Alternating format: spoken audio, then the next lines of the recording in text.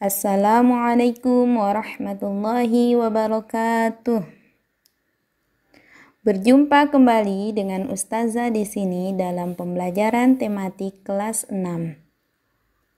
Anak-anakku, apa kabarnya hari ini? Semoga kita semua selalu dalam lindungan Allah Subhanahu wa Ta'ala dan tetap semangat melakukan pembelajaran dari rumah. Sebelum kita belajar, kita murojaah terlebih dahulu ya. Kita murojaah surah Al-Mulk ayat 9-11. Silakan diikuti ya. A'udzu billahi minasyaitonir rajim. Bismillahirrahmanirrahim. Qalu bala qad ja'ana nadhirun fakadzabna wa qulna ma nazzalallahu min syai'in in antum illa fi dhalalil kabir. Wa qalu law kunna nasma'u aw na'qilu ma kunna fi ashabis sa'ir.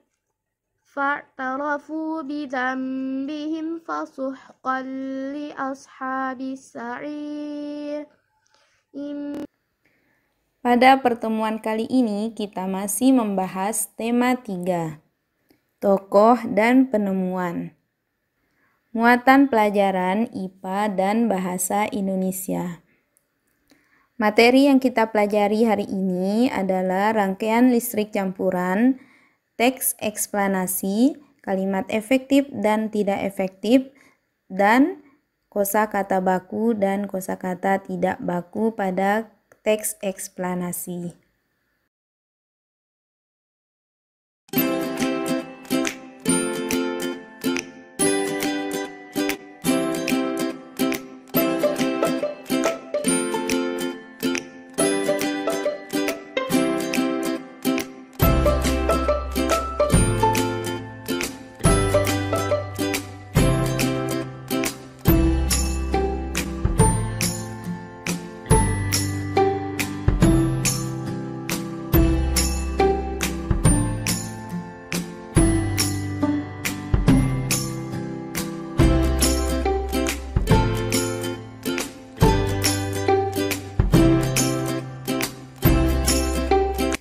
Pada pertemuan sebelumnya, kita sudah membahas tentang komponen listrik dan rangkaian listrik serta ciri-cirinya. Ada yang masih ingat apa saja komponen listrik? Ya, komponen listrik terdiri atas baterai sebagai sumber arus listrik, kabel, sakelar, dan lampu. Sedangkan rangkaian listrik ada rangkaian listrik terbuka dan ada juga rangkaian listrik tertutup. Rangkaian listrik tertutup dibagi dua, yaitu rangkaian listrik seri dan rangkaian listrik paralel. Pada pertemuan sebelumnya juga kita sudah membahas ciri-ciri rangkaian seri dan rangkaian paralel. Silakan disimak kembali ya video sebelumnya. Rangkaian seri dan rangkaian paralel memiliki persamaan, yaitu pertama, daya dan arus listrik sama besar. Kedua jenis rangkaian dapat digunakan secara bersama-sama. Kemudian kedua jenis rangkaian memiliki kesamaan hambatan. Hambatan listrik artinya kemampuan benda untuk menahan aliran arus listrik. Misalnya, semakin panjang kabel yang digunakan, maka hambatan listrik kemungkinan akan semakin besar pula. Sedangkan perbedaannya, rangkaian seri hanya memiliki satu aliran listrik, sedangkan rangkaian paralel memiliki lebih dari satu aliran listrik. Rangkaian seri membutuhkan sedikit komponen listrik sehingga biaya yang dibutuhkan untuk membuat rangkaian seri lebih sedikit daripada rangkaian paralel. Cahaya lampu yang dihasilkan pada rangkaian seri lebih redup. Semakin banyak lampu yang digunakan, maka cahaya lampu yang dihasilkan semakin redup. Sedangkan pada rangkaian paralel, cahaya lampu yang dihasilkan lebih terang. Jumlah lampu yang digunakan tidak berpengaruh terhadap cahaya yang dihasilkan. Semakin banyak lampu yang digunakan, maka cahaya lampu akan tetap sama terangnya. Pada rangkaian seri, jika salah satu alat listrik dilepaskan dari rangkaian yang membuat kabel terpisah, akan mengakibatkan alat listrik lainnya padam. Sedangkan pada rangkaian paralel, jika salah satu aliran listrik diputus, tidak akan berdampak pada arus listrik pada cabang yang lain, sehingga alat listrik lain tetap menyala.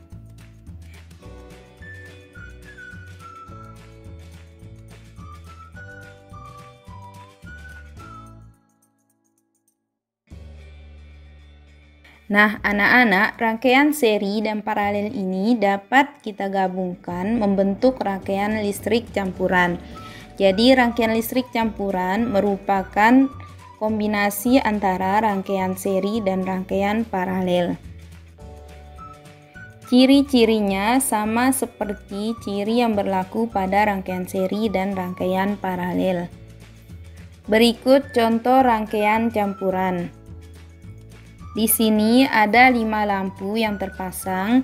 Lampu L3, L4, dan L5 dipasang secara seri. Sedangkan lampu L1 dan L2 dipasang secara paralel. Begitupun L1 dan L2 juga dipasang secara paralel dengan L3, L4, dan L5.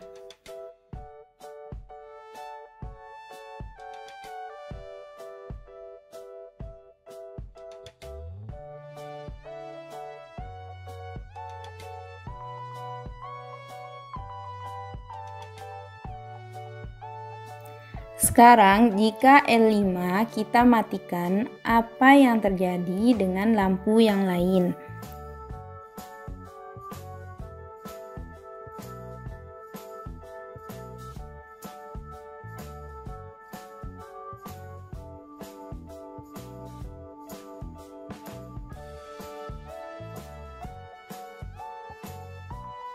Ya, lampu yang lain ada yang mati dan ada juga yang menyala.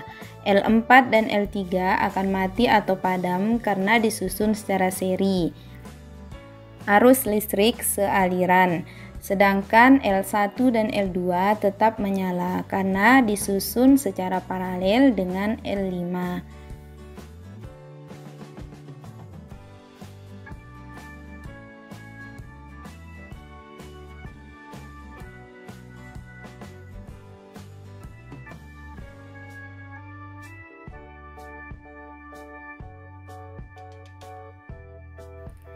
Jika sekarang yang kita matikan adalah L1, apa yang terjadi dengan lampu yang lain?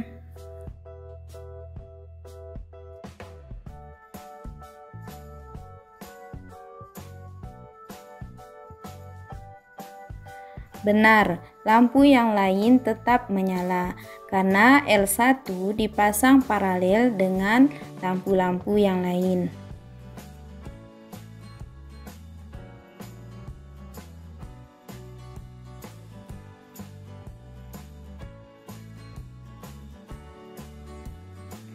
Baik anak-anak, kita lanjutkan. Perhatikan teks berikut ini. Silakan dibaca teksnya dari awal sampai akhir.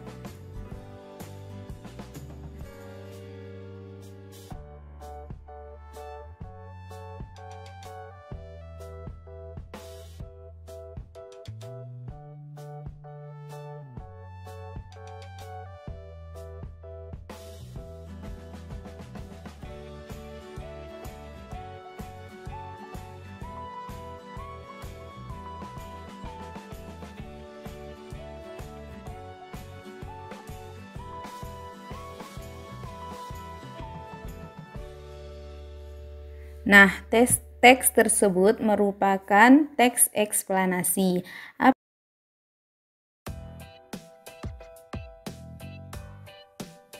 Apa itu teks eksplanasi?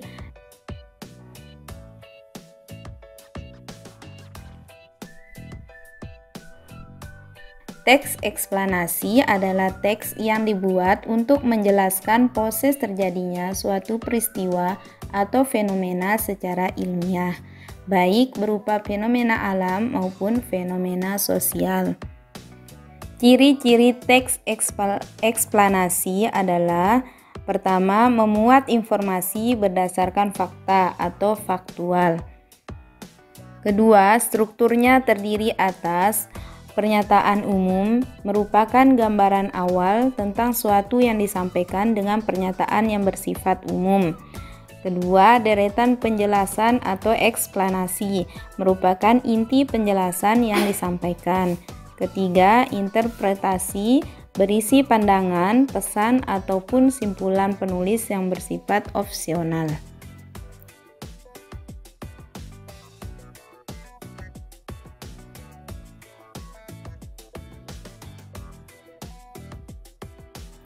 Dari teks tersebut, paragraf 1 merupakan pernyataan umum, sedangkan paragraf kedua merupakan deretan penjelas.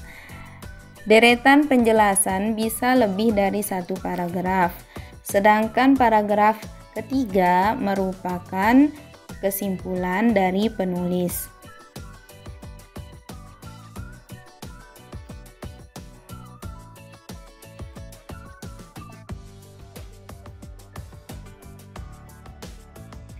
Sekarang kita perhatikan kembali paragraf 1 dari teks yang telah kita baca tadi. Apakah ada kalimat yang rancu atau tidak terstruktur dengan baik?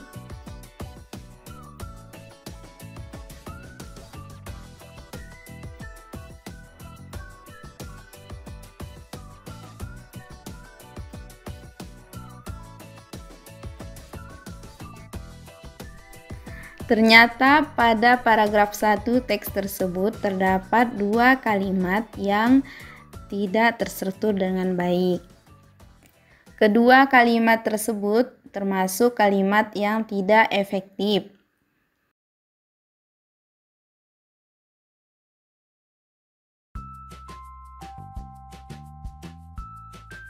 Bentuk kalimat efektif dari kedua kalimat tersebut adalah: televisi merupakan salah satu kebutuhan penting bagi umat manusia. Pada kalimat yang berikutnya, karena kesehatannya yang buruk, dia tidak dapat ikut dalam Perang Dunia I.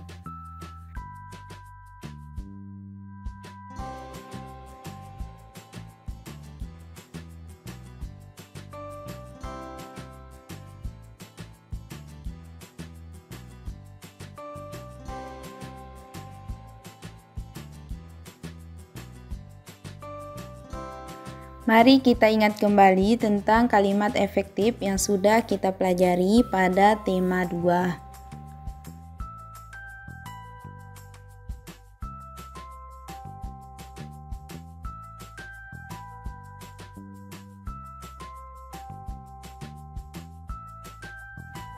Kalimat efektif merupakan kalimat yang telah memenuhi standar kaidah tata bahasa yang benar.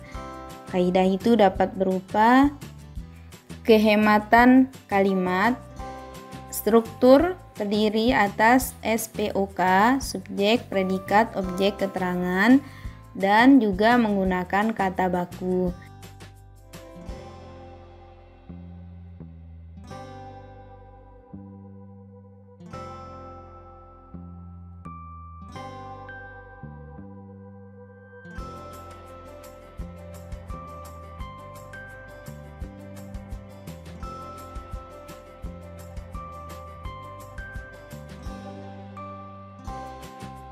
Ciri-ciri kalimat efektif dapat kalian simak pada video pembelajaran tema 2.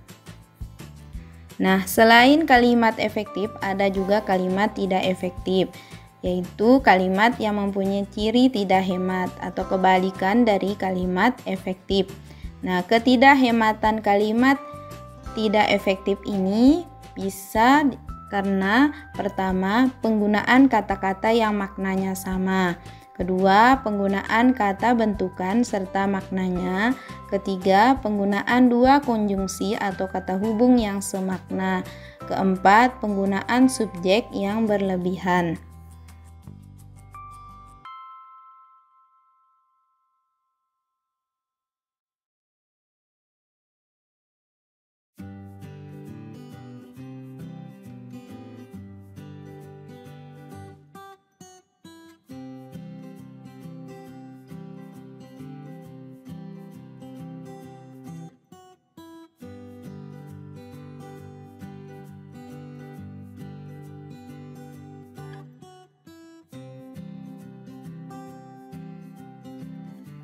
Contoh kalimat tidak efektif.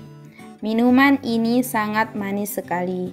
Kata sangat dan manis maknanya sama. Nah, kalimat tersebut dapat kita ubah menjadi efektif, yaitu minuman ini sangat manis atau minuman ini manis sekali.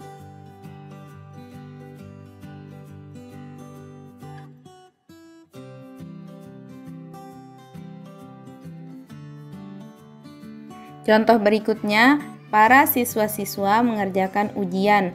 Para dan siswa-siswa merupakan kata bentukan dan maknanya. Siswa-siswa itu berarti banyak, begitupun kata para itu berarti banyak. Jadi, kita bisa membuat kalimat efektifnya menjadi para siswa mengerjakan ujian atau siswa-siswa mengerjakan ujian.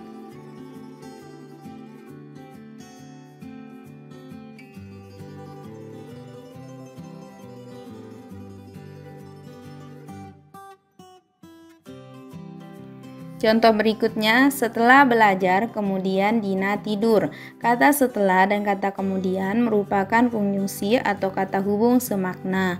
Nah, kalimat tersebut dapat kita ubah menjadi kalimat efektif, yaitu Dina tidur setelah belajar.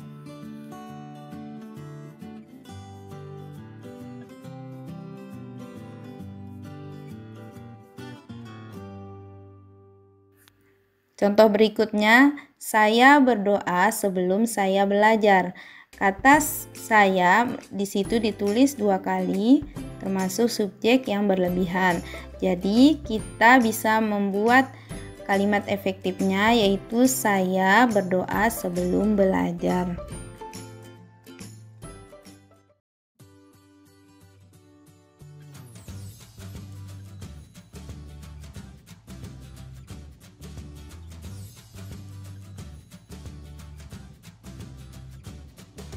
Pada kalimat efektif juga menggunakan kata baku. Masih ingat apa itu kata baku?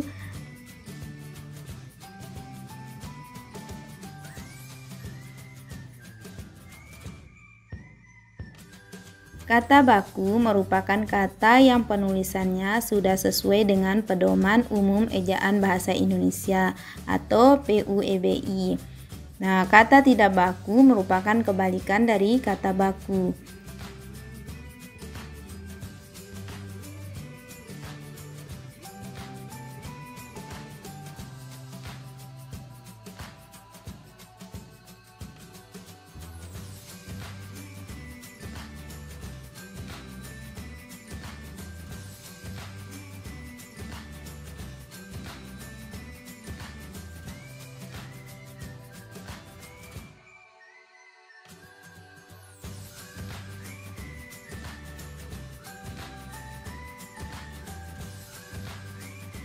Baik, demikian pembahasan kita pada hari ini. Semoga dapat dipahami dan bermanfaat.